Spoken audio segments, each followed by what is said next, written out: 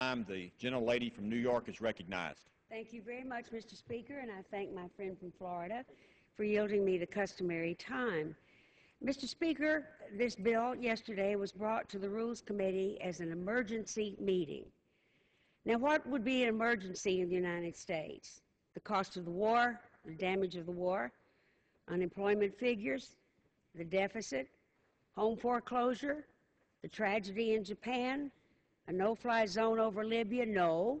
The emergency is that they want to destroy National Public Radio. This is the latest in a long string of misplaced priorities by the Republican Party.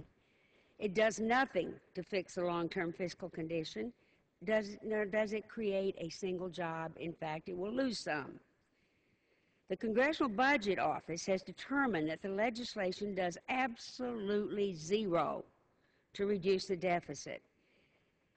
When so many Americans want our representatives to create jobs to responsibly reduce the deficit, bring our sons and daughters home from the battlefields overseas, why are we wasting valuable floor time on an ideological battle that does nothing to achieve any of those goals?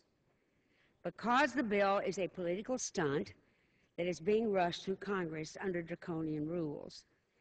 Violating their own promises of transparency, the Republican majority held no hearings, no committee action of any kind, listened to no expert testimony, and provided no chance for the American people to weigh in.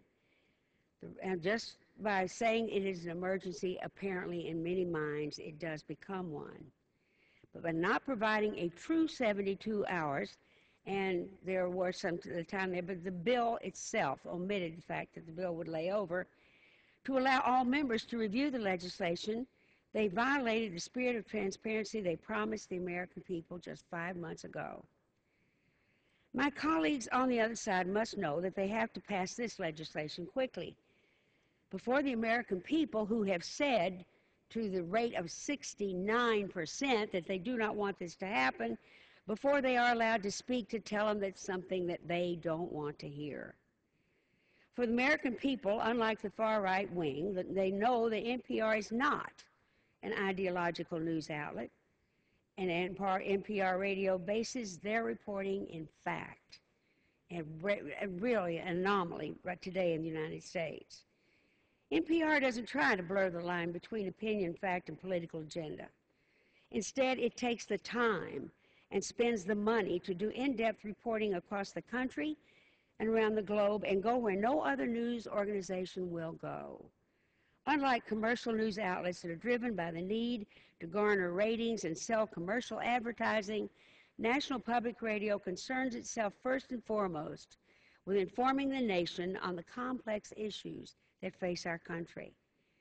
In stark contrast to the bare bones and often sensationalist reporting found everywhere else, National Public Radio operates 17 foreign bureaus. In fact, it is one of the few news outlets to maintain a full-time bureau in Afghanistan, reporting from the front lines of a largely forgotten war. It is also in the process of opening a bureau in Turkey to report firsthand on the democratic uprisings throughout the Middle East. In the United States, its correspondents spread out across the United States, from Texas to Oregon, telling the stories not covered by cable news pundits that we see on TV every day. And particularly, NPR can be the only best source of news. Defunding NPR will cut off this valuable source of news from the southern tier of western New York to the plains of the upper Midwest, and will put rural communities at a major disadvantage in the information age. It's because of their valuable and unique reporting that Americans increasingly turn to NPR to learn about our ever-changing world. In fact, despite the challenges facing the news media, a new report by the Pew Foundation has shown that NPR is strong and growing more popular every day. According to the report, NPR's audience has grown to 27.2 million weekly listeners. This is a 58% increase since the year 2000. In addition, the website is a premier online news destination, garnering 15.7 million visitors a month an increase of more than 5 million people over the course of a single year. And are those people really going to be angry? I've been a proud supporter of NPR my whole life in public service. While serving in the New York State Legislature, I fought for a launch of news programming on my local public radio station, WXXI. From that humble beginning over 30 years ago, I find myself standing on the floor of the House of Representatives fighting for NPR again today, 30 years later. I stand here because, quite simply, facts matter. The nation wasn't built because we huffed and puffed and wished it was so. We didn't become global leaders by bloviating on 24-hour cable news. And we aren't solving fundamental issues that face our nation by passing this politically driven legislation to appease the far right. Our nation was built and will be rebuilt by the quiet efforts of millions of Americans across the country who will never make it on cable news and will never appear on national television. It's these very Americans whom NPR dedicates its resources to finding, to covering, and to sharing the world with. Their stories aren't simple. Their efforts don't sell advertising space, but their stories matter. NPR's work to find the stories that matter in the in-depth, intelligent reporting that I fight for today. No matter what I say, some will still believe that NPR isn't worth funding because they want it to be true. Some will find it in their interest to scare Americans into believing that in an NPR straw man, while others will take comfort in watching the straw man fall. But deep in our hearts, all of us know that governing through fear and divisive legislation is not a responsible way to move this country forward.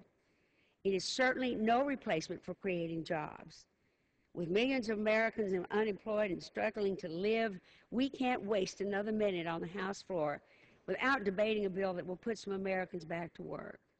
We should not waste another minute ignoring the needs of millions of Americans while playing cheap political games.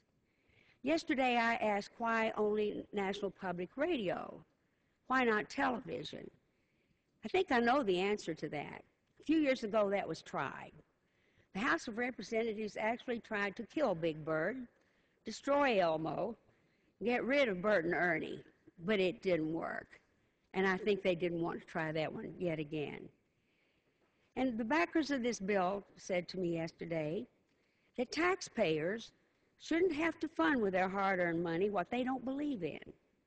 Well, that's an interesting theory, but democracies don't operate that way. If they could, my husband and I, and 2/3 of the people in America, would gladly be excused from paying the $8 billion a month that we pay for a war which we profoundly do not believe in.